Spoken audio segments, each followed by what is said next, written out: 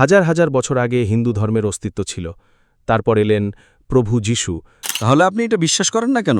তাই আবারও প্রশ্নটি একই দিকে যাচ্ছে, যা আমি আপনাকে জিজ্ঞাসা করছিলাম। ঈশ্বর আপনাকে গ্রে ম্যাটার দিয়েছেন। আমি প্রশ্ন করছি কি আপনি বিশ্বাস করেন যে ঈশ্বর এক? এটা একটা বিভ্রান্তিকর জায়গা। বিভ্রান্তিকর কি আছে ভাই? আজ নাকি আগামীকাল? কখন? মনে হয় আজ বা আগামীকাল। মনে হয় আমাকে করতে হবে। মনে হয় কেন? আবারও আমি পরিষ্কার নই। আর তারপর আপনার ধর্মগ্রন্থ বলে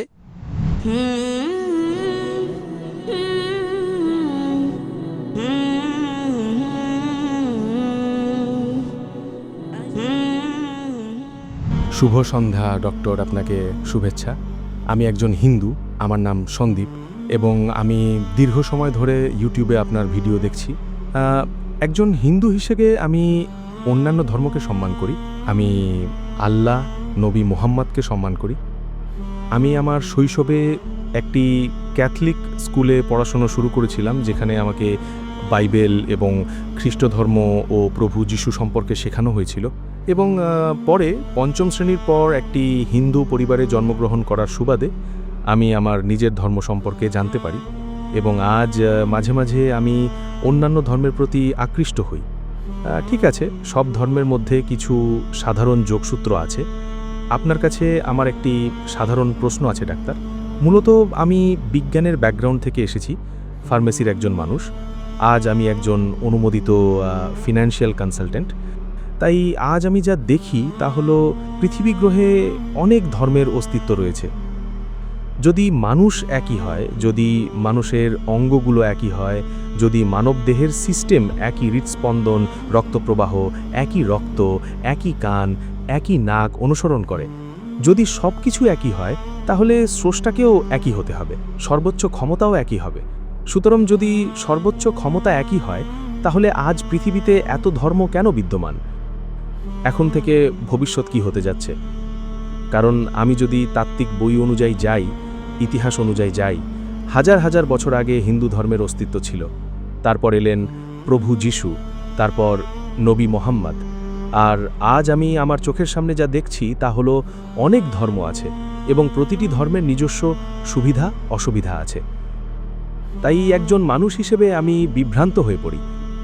আমি একজন হিন্দু, আমার ধর্মকে আমার সম্মান করা উচিত। পাশাপাশি একজন মানুষ হিসেবে অন্যান্য ধর্মকেও আমার সম্মান করা উচিত। তাহলে চূড়ান্ত সত্য কি, এবং আগামী শতাব্দীগুলোর জন্য ভবিষ্যৎ কি হতে যাচ্ছে? ভাই, খুব ভালো একটি প্রশ্ন করেছেন যে এতগুলো ভিন্ন ধর্ম আছে। 4000 বছরেরও বেশি সময় আগে হিন্দু ধর্ম ছিল।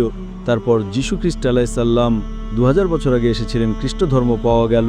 তারপর নবী মোহাম্মদ সাল্লাল্লাহু আলাইহি সাল্লাম 1400 বছর আগে এসেছিলেন। কিছু জিনিস একই রকম, কিছু জিনিস পরস্পর বিরোধী। অনেক বিভ্রান্তি আছে। ঈশ্বর, আমাদের স্রষ্টা এক, মানবদেহ একই, স্রষ্টাকে এক হতে হবে। তাহলে এই বিভ্রান্তি কেন? এটি একটি খুব ভালো প্রশ্ন। এর উত্তর কোরআনে সূরা আলে ইমরান সূরা নম্বর 3 আয়াত নম্বর 19-এ দেওয়া আছে। এতে বলা হয়েছে, ইন্নাদ-দীনা ইনদাল্লাহিল ইসলাম। ঈশ্বরের দৃষ্টিতে একমাত্র গ্রহণযোগ্য ধর্ম হলো ইসলাম, অর্থাৎ স্রষ্টার কাছে নিজের ইচ্ছা সমর্পণের মাধ্যমে অর্জিত শান্তি। সর্বশক্তিমান ঈশ্বর মানবজাতিকে কেবল একটা ধর্মই দিয়েছেন। যেমনটা আমি আগে বলেছিলাম, সর্বশক্তিমান ঈশ্বর কেবল একটা ধর্মই পাঠিয়েছিলেন, কিন্তু তিনি অনেক বার্তাবাহক পাঠিয়েছিলেন। যখন তিনি বার্তাবাহকদের পাঠিয়েছিলেন, যারা বার্তা পেয়েছিলেন, সময়ের আবর্তনে বার্তাটি পরিবর্তিত হয়ে যায়। আবার একজন নতুন বার্তাবাহক এলেন, তিনি একটা নতুন বার্তা নিয়ে এলেন। মানুষ আবার সেটি পরিবর্তন করল। আবার একজন নতুন বার্তাবাহক এলেন। যুগে যুগে অনেক বছর ধরে এটা ঘটেছিল, কিন্তু সমস্ত বার্তাবাহকরা যে মূল বার্তা নিয়ে এসেছিলেন তা একই ছিল। সর্বশক্তিমান ঈশ্বরের শেষ এবং চূড়ান্ত বার্তাটি ছিল কোরআন।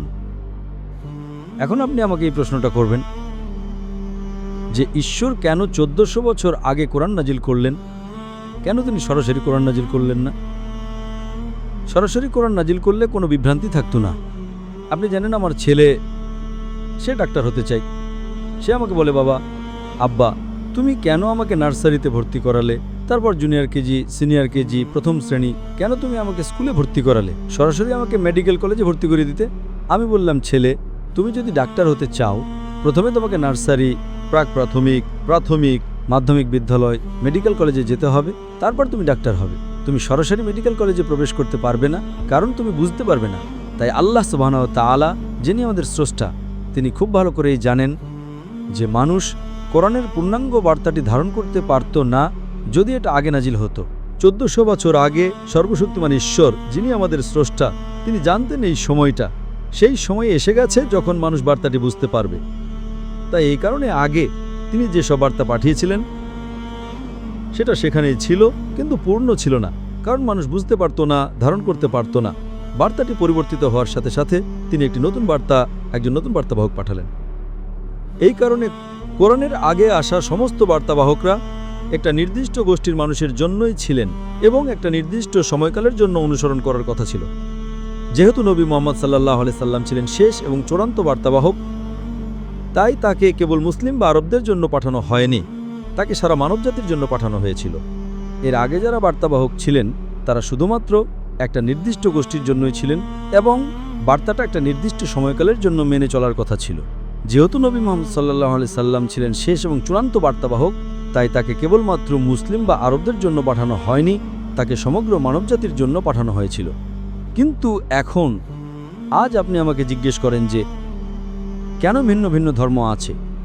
আমাদের স্রষ্টা কেবল একটা ধর্মই পাঠিয়েছিলেন, আমরা মানুষেরাই সেটা পরিবর্তন করতে থেকেছি। কিন্তু এমনকি এই বিকৃত রূপের মধ্যেও আমার কাছে একটা সূত্র আছে, আমার কাছে এমন একটা সূত্র আছে যা কোনো মানুষকে বিরোধী করে তুলবে না। আমি এই সব মানুষকে বলি, অন্তত এটুকু বিশ্বাস করেন যে এমন একটা ধর্মগ্রন্থ আছে যা 100% ঈশ্বরের বাণী। তাই হিন্দুরা এটা মেনে নিতে আপত্তি করবে না। আমি বেদকে 100% ঈশ্বরের বাণী বলে বিশ্বাস করি। খ্রিস্টানরা বলবে বিশ্বাস করতে আপত্তি নেই, আমি বাইবেলকে 100% ঈশ্বরের বাণী বলে বিশ্বাস করি। মুসলিমরা বলবে বিশ্বাস করতে আপত্তি নেই, আমি কোরআনকে 100% ঈশ্বরের বাণী বলে বিশ্বাস করি। তাই আমি তাদের বলি, ঠিক আছে, এখন আসুন আমরা এটা মেনে চলতে সম্মত হই যে এই সব ধর্মগ্রন্থের মধ্যে যা সাধারণ, যা ভিন্ন, সেটা আমরা আগামীকাল আলোচনা করব। পার্থক্য নিয়ে লড়াই না করি, আসুন আমরা যা সাধারণ সেটা মেনে চলতে একমত হই এবং অন্তত এটুকু নিশ্চিত হব যে 3টি ধর্মগ্রন্থেই যা সাধারণ, এই ন্যূনতম অংশটুকু অন্তত 100% ঈশ্বরের বাণী। যা ভিন্ন সেটা ঈশ্বরের বাণী হতেও পারে, আবার হতে নাও পারে, সেটা আমরা আগামীকাল আলোচনা করতে পারি। এখন যখন আমরা গবেষণা করি, এবং আমি একজন তুলনামূলক ধর্মের ছাত্র হিসেবে আমি বেদ অধ্যয়ন করেছি, আমি Upanishad, Bhagavad Gita, Bible, Old Testament, New Testament, Quran অধ্যয়ন করেছি। এখন যখন আমি গবেষণা করি, আমি জানতে পেরেছি যে এই সব ধর্মগ্রন্থই বলে যে ঈশ্বর একজন। সব ধর্মগ্রন্থই বলে যে ঈশ্বরের কোনো প্রতিমূর্তি নেই, কোনো ছবি নেই, কোনো চিত্রকর্ম নেই, কোনো রূপ নেই, কোনো মূর্তি নেই, কোনো প্রতিমা নেই। সব ধর্মগ্রন্থই বলে যে সর্বশক্তিমান ঈশ্বর কাউকে জন্ম দেননি এবং তাকেও জন্ম দেওয়া হয়নি। এই সব ধর্মগ্রন্থই বলে যে শেষ এবং চূড়ান্ত বার্তাবাহক যিনি আসবেন তিনি হলেন নবী মুহাম্মদ সাল্লাল্লাহু আলাইহি সাল্লাম। আমি অনেকগুলো শ্লোক উদ্ধৃত করেছি এই সেশনে হিন্দু ধর্মগ্রন্থ থেকে যে নবী মুহাম্মদ হলেন চূড়ান্ত বার্তাবাহক। আমি বাইবেল থেকে উদ্ধৃত করেছি, আমি কোরআন থেকে উদ্ধৃত করেছি। তাই অন্তত যা সাধারণ, আসুন আমরা তা ফলো করতে একমত হই। বাইবেল, বেদ, কোরআন তিনটেই বলে যে আপনার অ্যালকোহল পান করা উচিত নয়, এবং আমি আমার আগের উত্তরে তা উদ্ধৃত করেছি। তিনটেই বলে যে আপনার জুয়া খেলা উচিত নয়, তিনটেই বলে যে আপনার শূকরের মাংস খাওয়া উচিত নয়। তাই আসুন যা সাধারণ সেটা মেনে নিতে একমত হই। সুতরাং আপনাকে মানতে হবে যে ঈশ্বর এক, আপনাকে বিশ্বাস করতে হবে যে নবী মুহাম্মদ সাল্লাল্লাহু আলাইহি সাল্লাম হলেন ঈশ্বরের চূড়ান্ত বার্তাবাহক। আপনার অ্যালকোহল পান করা উচিত নয়, আপনার শূকরের মাংস খাওয়া উচিত নয়, প্রার্থনা করার জন্য আমাদের সেজদা করতে হবে। এই সবগুলোই হলো সাধারণ বিষয়। তাই আমি প্রশ্ন করছি যে যদি আপনি বলেন আপনি একজন হিন্দু এবং আপনি বলেন যে আপনি অন্যান্য ধর্মকে সম্মান করেন, আমি প্রশ্ন করছি কি আপনি বিশ্বাস করেন যে ঈশ্বর এক? বই অনুযায়ী আমি করি। আপনি কি বিশ্বাস করেন যে মূর্তি পূজা নিষিদ্ধ? এটা একটা বিভ্রান্তিকর জায়গা। হিন্দু ধর্মগ্রন্থে এটি বেশ স্পষ্ট। যজুর্বেদ অধ্যায় নম্বর 32 পদ নম্বর 3, न तस्य प्रतिमा अस्ति সেই ঈশ্বরের কোনো প্রতিমূর্তি নেই, কোনো ছবি নেই, কোনো চিত্রকর্ম নেই, কোনো রূপ নেই, কোনো মূর্তি নেই, কোনো স্কাল্পচার নেই, কোনো প্রতিমা নেই। একই কথা শ্বেতের উপনিষদে অধ্যায় নম্বর 4 পদ নম্বর 19 পুনরাবৃত্তি করা হয়েছে। न तस्य प्रतिमा अस्ति সেই ঈশ্বরের কোনো মূর্তি নেই, কোনো রূপ নেই, কোনো ছবি নেই, কোনো চিত্রকর্ম নেই, কোনো স্কাল্পচার নেই, কোনো প্রতিমা নেই। বিভ্রান্তিকর কি আছে ভাই? মানে আমার এখন যেমনটা বললাম, আমার জ্ঞান এখন ঠিক একটা শিশুর মতো। না না, আপনার জ্ঞান যদি শিশুর মতো হয়, যখন একজন জ্ঞানী ব্যক্তি কথা বলেন আপনার তা বিশ্বাস করা উচিত। সত্য। তাহলে আপনি এটা বিশ্বাস করেন না কেন? এখন যেমনটা আমি বললাম, আমি নবী মোহাম্মদকে সম্মান করি। আমি সম্মান করি। না, সম্মান করা এক জিনিস, অনুসরণ করা অন্য জিনিস। যদি আপনি একজন ব্যক্তিকে সম্মান করেন তবে আপনাকে তার দিক নির্দেশনা অনুসরণ করতে হবে, শুধু সম্মান নয়। তাই আবারও প্রশ্নটি একই দিকে যাচ্ছে, যা আমি আপনাকে জিজ্ঞাসা করছিলাম, যে আমি একজন হিন্দু, আমি যদি হিন্দু ধর্মে বিশ্বাস করি, তবুও যখন আমি ঘর থেকে বেরোই আমাকে আমার সহকর্মীদের, অন্যান্য সমাজের সদস্যদের, পৃথিবীর মানুষদের অনুসরণ করতে হয়। এটা কি বাধ্যতামূলক? ধরুন সমাজের অন্যান্য সদস্যরা চুরি করা শুরু করলো, অন্য মানুষরা যদি চুরি করতে শুরু করে আপনিও কি চুরি শুরু করবেন? আমাকে আমার নিজেকে রক্ষা করতে হবে। আপনি কি চুরি করবেন? হ্যাঁ কি না? যদি কেউ আমাকে ডাকাতি করে? না না, আপনি বলেছেন যে আপনাকে অন্য মানুষদের, অন্য সমাজকে অনুসরণ করতে হবে। আপনার অন্যান্য বন্ধুরা যদি অন্য মানুষদের ডাকাতি করতে শুরু করে, আপনি কি ডাকাতি শুরু করবেন? আপনি কি অন্যদের ডাকাতি করবেন? আমার মনে হয় না অন্যকে ডাকাতি করার কোনো যুক্তি আছে। সঠিক, কারণ আপনি জানেন চুরি করা বা ডাকাতি করা ভুল। তাই ওই সময়ে আপনি সমাজকে অনুসরণ করবেন না। সমাজ যখন সঠিক পথে থাকে তখন তাকে অনুসরণ করেন, যখন ভুল করা অনুসরণ করবেন না। ঈশ্বর আপনাকে গ্রে ম্যাটার দিয়েছেন, মস্তিষ্ক দিয়েছেন, ঠিক না? তাহলে যদি আপনার হিন্দু বন্ধুরা বেদের বিরুদ্ধে যায় তবে আপনি বেদ অনুসরণ করবেন নাকি আপনার হিন্দু বন্ধুদের? তাদেরটা অনুসরণ করতে হবে, বইগুলোতে যা লেখা আছে। হ্যাঁ, তাদের কথা ভুলে যান। আমি আপনার সম্পর্কে জিজ্ঞেস করছি, যদি আপনার হিন্দু ধর্মগ্রন্থ বলে মূর্তি পূজা করো না, আপনি কি মূর্তি পূজা করবেন? না, তাহলে আমি করব না। তো এখন কি আপনি বিশ্বাস করেন যে মূর্তি পূজা ভুল? আবারও আমি যেমনটা বললাম, আমাকে আরও পড়াশোনা করতে হবে। আমি পরিষ্কার নই। না, কিন্তু আপনি পড়াশোনা করবেন কখন? আজ নাকি আগামীকাল? কখন? মনে হয় আজ বা আগামীকাল। ঠিক আছে, ভালো। নবী মোহাম্মদ সাল্লাল্লাহু আলাইহি ওয়াসাল্লামকে নিয়ে আমি হিন্দু ধর্মগ্রন্থ থেকে অনেকগুলো রেফারেন্স দিয়েছি। আপনি কি বিশ্বাস করেন নবী মোহাম্মদ সাল্লাল্লাহু আলাইহি ওয়াসাল্লাম হলেন ঈশ্বরের বার্তাবাহক? হ্যাঁ, আমি করি। আপনি যদি বিশ্বাস করেন তবে কি আপনাকে তার নির্দেশনা অনুসরণ করতে হবে না? মনে হয় আমাকে করতে হবে। মনে হয় কেন? আবারও আমি পরিষ্কার নই। যদি আপনি বলেন মনে হয় তিনি ঈশ্বরের একজন বার্তাবাহক, তবে আপনি বলতে পারেন মনে হয় আমি তাকে অনুসরণ করব। যখন আপনি বলেন নিশ্চিতভাবে ঈশ্বরের বার্তাবাহক, তখন আপনাকে অবশ্যই তাকে নিশ্চিতভাবে অনুসরণ করতে হবে। কেন? কিন্তু ঈশ্বরের একজন বার্তাবাহক কি আপনাকে প্রতারণা করবেন? কিন্তু আবারও নবী মোহাম্মদকে অনুসরণ করার জন্য কি আমাকে একজন মুসলিম হতে হবে নাকি? না না, আপনাকে একজন ভালো হিন্দুও হতে হবে মোহাম্মদ সাল্লাল্লাহু আলাইহি ওয়াসাল্লামকে অনুসরণ করতে হলে। একজন ভালো হিন্দু এবং ভালো খ্রিস্টানও হতে হবে। ঠিক এই জায়গাটাই পুরো বিষয়টা।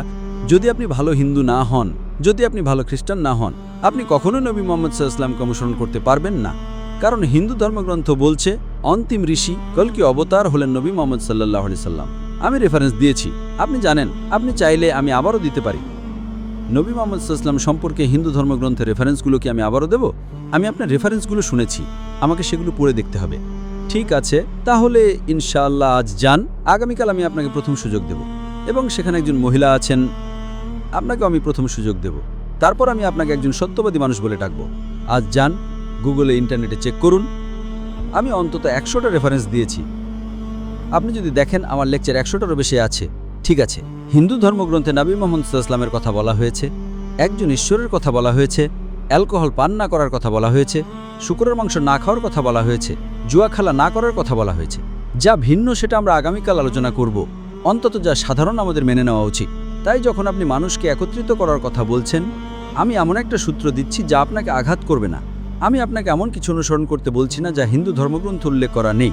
আমি আপনাকে বলছি যা উল্লেখ করা আছে হিন্দু ধর্মগ্রন্থে এবং কোরআনে, তা 100% অনুসরণ করুন। আপনি একজন ভালো হিন্দু, ভালো খ্রিস্টান, এমনকি ইসলামেও প্রবেশ করবেন। হয়তো সম্পূর্ণ ভালো মুসলিম হতে পারবেন না, অন্তত প্রবেশ করুন। আর তারপর আপনার ধর্মগ্রন্থ বলে যে আপনাকে লাস্ট মেসেঞ্জারের দিক নির্দেশনা অনুসরণ করতে হবে, আপনাকে কোরআন অনুসরণ করতে হবে। তাই যদি আপনি সঠিকভাবে কোরআন এবং নবী মুহাম্মদ সাল্লাল্লাহু আলাইহি ওয়াসাল্লামের বাণী অনুসরণ করেন, তবে আপনি একজন ভালো মুসলিম হবেন। এবং আমি অপেক্ষায় থাকি যে ইনশাআল্লাহ যদি আপনি আজ এটা করতে না পারেন, আগামীকাল ইনশাআল্লাহ আমরা কথা বলতে পারি। আপনাকে অনেক ধন্যবাদ ডাক্তার।